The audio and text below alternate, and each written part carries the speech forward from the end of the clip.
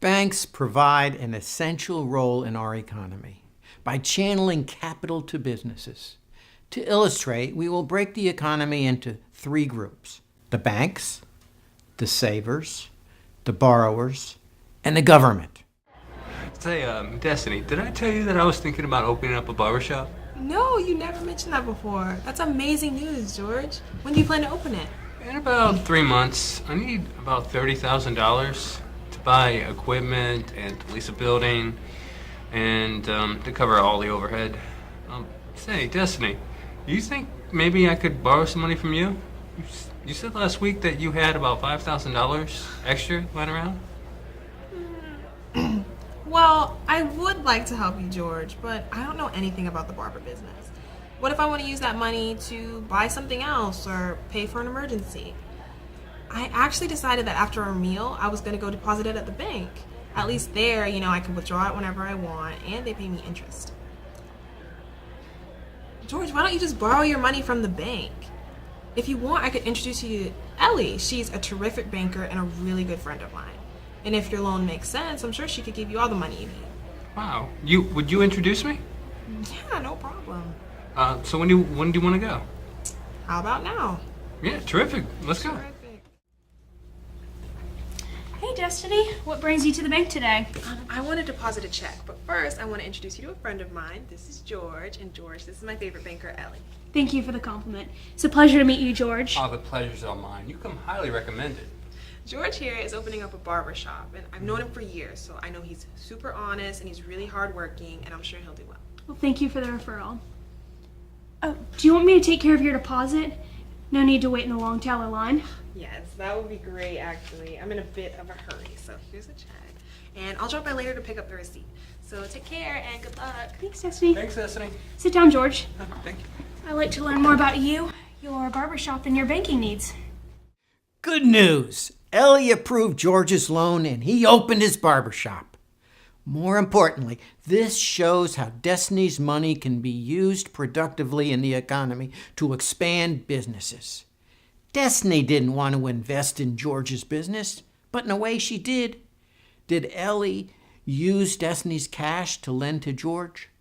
Not directly, but it's the bank's role to use other people's savings and channel it into productive investments that help the economy grow. Bankers furnish the expertise to evaluate whether a business is viable and worth the risk. Destiny doesn't have that expertise. Banks have the resources to collect a defaulted loan. Destiny doesn't want to get into the collection business and ruin her friendship with George. Did Ellie take cash from the bank's vault and deposit it directly into George's account? No, she did not need to do that.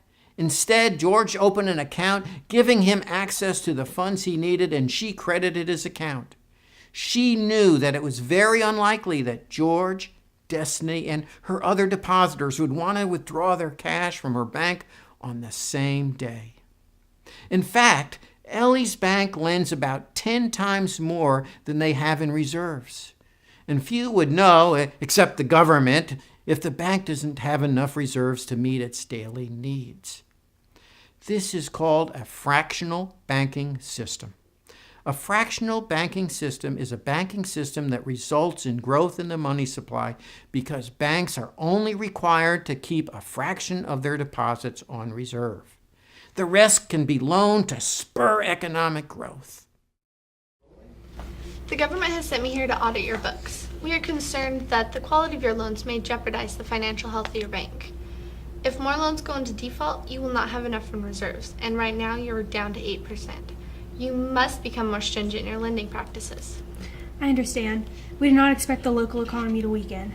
Christina, I'm concerned that if word got out about this in the public, we would risk a bank run. I don't agree. There would be some concern, but today is not like during the 1930s. The federal government will back you. First, we are your lender of last resort, so if you need to borrow additional liquidity, you may borrow it from us. Furthermore, depositors know their deposits are secured by FDIC up to $250,000, so they will probably not be lining up at your doors to withdraw their money. We will get through this, Ellie. I sure hope so. The fractional banking system, where banks are able to lend more than they have on reserve, really provides an incentive for aggressive banks to lend more and take larger risks than they should. After all, interest income is the bank's primary source of income. This can lead to a financial crisis if banks become too greedy, and is one reason why banks are highly regulated. The central bank is responsible for overseeing the banking system and stepping in to prevent banks from becoming overzealous. Sometimes, as with the financial crisis in 2008, they do not anticipate every problem. However, most economists agree that the aggressive move by the Federal Reserve to increase liquidity in the economy helped prevent an even worse crisis. But just as importantly, since 1933, when the FDIC was established, no depositor has lost a single penny that was deposited in a bank insured by the Federal Deposit Insurance Corporation.